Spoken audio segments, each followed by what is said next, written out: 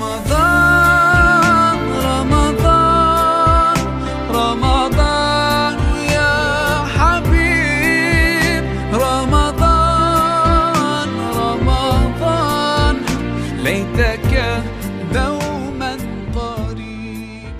Ustaz, kalau tak silap Jakim ada keluarkan list lah senarai untuk beberapa asas yang kalau menjadi isu sekarang ialah baby sakit ni tak nak klinik sebab takut nanti bagi obat makan sebab tak puasa kan. Banyak betul lah cara rawatan dia sebenarnya nak buka membatalkan puasa lah macam kita dah bincangkan dan ada banyak tadi sebenarnya. Kalau tak silap buku tu dikeluarkan tahun 2009 tahun 2010 ada satu list lah kalau macam contoh ubat untuk orang sakit jantung kita bagi bawah lidah semua tu dah bagi dia dah masuk mulut kan tapi yang sebenarnya tak membatalkan puasa tu sebab ini Serak tak ni? Serak. Jadi ada banyak lagi maksudnya boleh lakukan cari dekat tu maksudnya dia ada buku. Satu buku lah satu buku. Saya soalan tentang perubatan ini dah dibincangkan jadi oleh gandingan para ulama dan juga pakar kan. Maksudnya banyaklah ubat-ubat yang kadang kita tak tahu. Tapi prinsipnya selagi mana tak direct masuk dalam badan, maksudnya ada rongga lah, ada rongga maka tak batal. Dan Ustaz Qadawi tak banyak berkomentar dari segi perubatan. Tapi yang nampak kat sini dia begitu prinsip. Saya kenapa kebanyakan ulama mutakhir ini, ulama akhir zaman ni memberi fatwa bahawa tidak batal sebab apa? Sebab ubat-ubat yang masuk tu bukan melalui rongga lah.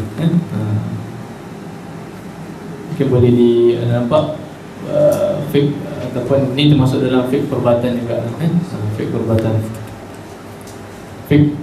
fik perubatan puasa itu boleh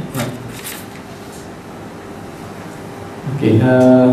Dah betul lah sebagaimana Yusuf baru kata wa ra'yu al-akhir alladhi arjahu wa amilu ilaihi. Maksudnya dan pendapat yang mengatakan tidak batal puasa selagi mana tidak masuk ke dalam rongga Jof tadi, maka tidak batal puasanya. Sebab anda tengok Yusuf Qadawi ni dia lebih kepada memandang maqasid, maqasid dan juga mudahlah. Yusuf Qadawi ni dia tak terlalu syadid. Maksudnya dia sebab tu pendekatan dia pendekatan yang mudah. Oh, okey. Maqasid ni tujuan puasa tu.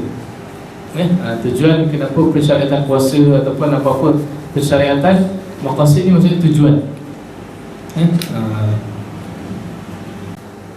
Jadi samalah bekal, muntah, suntikan, dosa, maksiat, ciuman. Cium ni pun tak batal.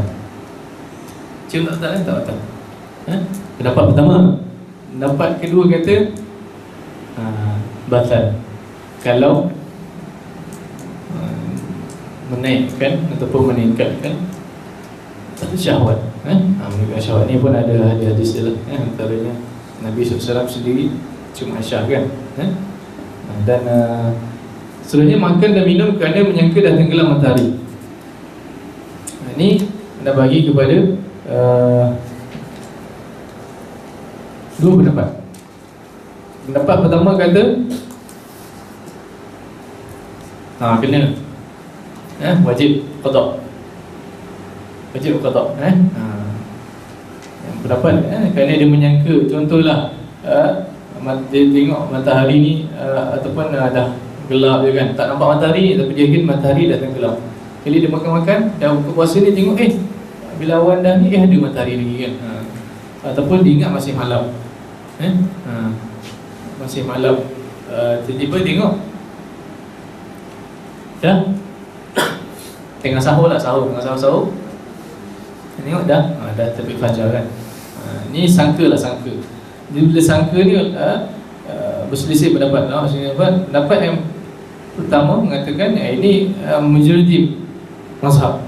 Keempat-empat mazhab Maliki, Syafi'i, Hanbali, Hanafi ni mengatakan batal puasanya. Batal. Maka dia kena qada. Kena qada. Adapun satu pendapat lagi mengatakan daripada Ishaq dan Daud mengatakan puasanya sah lagi, tak kena qada. Jadi Qaradawi cenderung kepada pendapat mana? Pendapat yang pertama tadilah. Dia kena puasa lah. Puasa. Dia kena terus puasa lah. Maksudnya kalau dah tu, dia lepas tu terus puasa lah. Kalau yang makan dia buat puasa, azan dia longgar, masih ada beli makanan, dia makan lagi tu macam mana Ustaz? Azan subuh. Azan maghrib sebelum buka. So masih ada baki makanan dan dia makan lagi sebelum dengan apa kata boleh habiskan. Subuh ke maghrib? Subuh lah kan? Subuh maghrib. Subuh. Ada pendapat kata boleh terus makan. Dalam mulut dengarnya tu lah. Betul. Masa subuh ni sebab dia ada pembahasan dia. Tak tahu di mana. Ada. Tapi secara ringkasnya itulah, bila ada beberapa pendapat tentang waktu sahur. Ni macam mana waktu sahur ni? Ni ada perbahasan dia lah. Nanti akan silap insya-Allah. Dah laju kan? Jadi kat mana kita tadi? Okey, yang menyangka ni ada dua pendapat. Dan Qaradawi lebih cenderung mengatakan kena puasa tapi kena qada juga.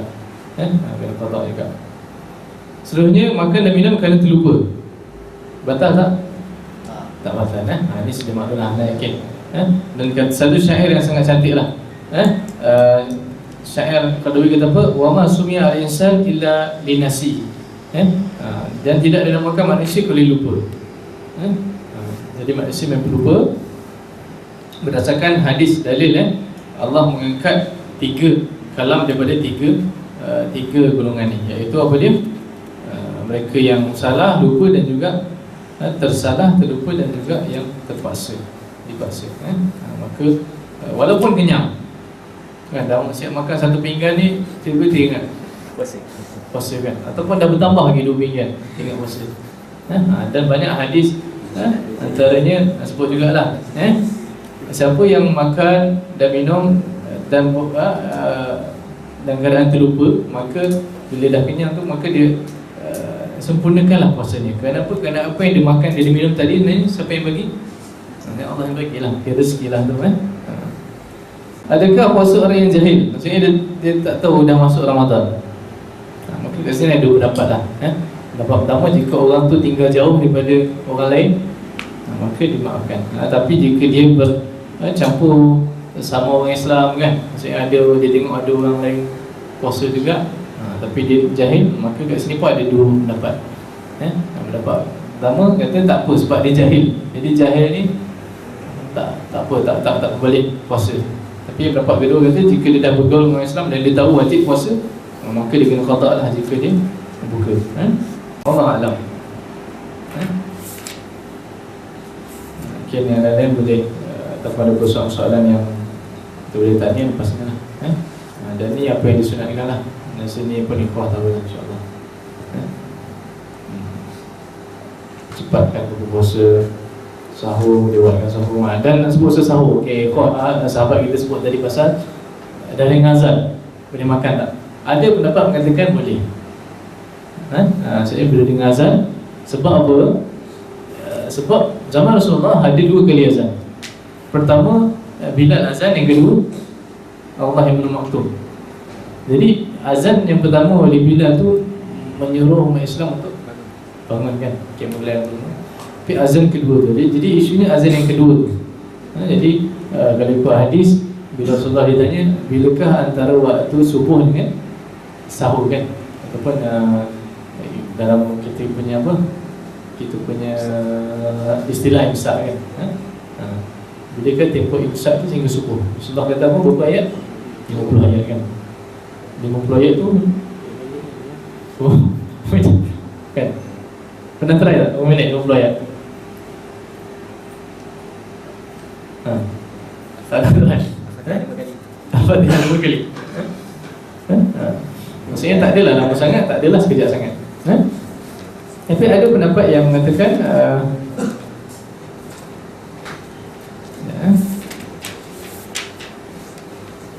Okay, tentang sahur kan?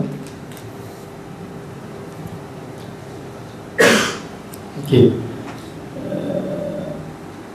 Sebagaimana Rasulullah kata apa? Kulu washrabu hatta makan dan minumlah sehingga Abdullah bin Maktum azan.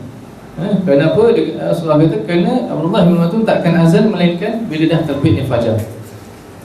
Bila dah terbitnya fajar.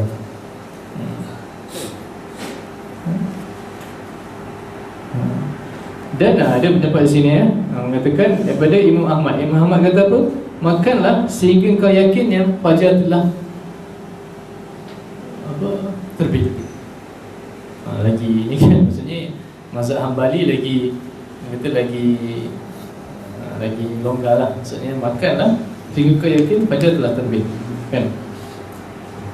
Dan daripada ada satu hadis juga daripada Huzaifah. Katanya apa? Aku bersahur bersama Rasulullah. Dan masa tu dah terang. Dah terang.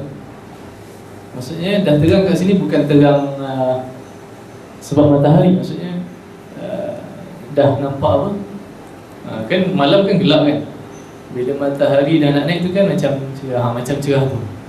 Tetapi kata dia masa tu matahari tak naik lagi. Maka Zaifah kata aku bersahur dalam keadaan macam tu lah. Maksudnya dah nampak tapi ni maksudnya Imam Khadawi kata ini bukan alasan untuk kita tunggu. Tak, maksudnya kena ihtiyat. Sebab tu bila Nabi sebut 50 ayat ni tak lama 50 ayat. Bagilah kalau zaman para sahabat macam ni. Tapi Nabi suruh ihtiyat. Sebab tu kita kat Malaysia ni kita ada imsak kan. Tapi ada yang penting lah satu kata-kata daripada Ibn Hafiz. Ibn Hajar Al-Asqalani. Menarik kata dia. Dia cakap apa? Antara perkara yang bid'ah berlaku pada zaman kita ni adalah adanya 2 kali azan ataupun subuh tu ada 2 kali azan. Ini bukan masa zaman Rasulullah. Rasulullah ni azan untuk bangun qiyam dan juga untuk azan betul. Dan ada juga maksudnya 2 azan ni contoh 10 minit 1 minit azan, 10 minit lagi azan lagi. Ada sebagai kat Mesir pun dia buat macam tu juga. Sebagian tempat kat negara Arab ni ada buat 2 kali azan. Tu pun tak tepat lah. Bayangkan sekali azan tu 10 minit lepas tu azan lagi kan. Dan juga antara bid'ah juga yang berlaku adalah menyalakan lampu. Maksudnya menyalakan lampu supaya menghalang orang untuk makan dan minum. Ini antara benda-benda yang sebab apa? Sebab kat sini Ibn Hajar Al-Asqalani kata berdasarkan hadis-hadis yang dibaca yang disebut tadi, maksudnya Rasulullah tak tetapkan bila ataupun sebab apa dia tak nak kita ni terlalu rigid ataupun terlalu syadid. Muqaddabi sebut juga terlalu syadid. Cuma kita berhati-hati. Maksudnya kalau ikhwah bangun contohlah subuh berapa? 5.35, 5.40 kan. Ikhwah bangun 5.35 contoh. Ataupun 5 minit lagi kan. Tak ada minum lah kan. Minum terus di masjid kan. Sedangkan waktu tu mungkin dengan sebab ikhwah minum saja ikhwah jadi lembek kan bulan puasa. Tapi kan masih boleh. Ada pendapat kata masih boleh makan lagi jika sempat lah kan. Maksudnya itu untuk orang yang terlewat ataupun dah lewat-lewat nak masuk.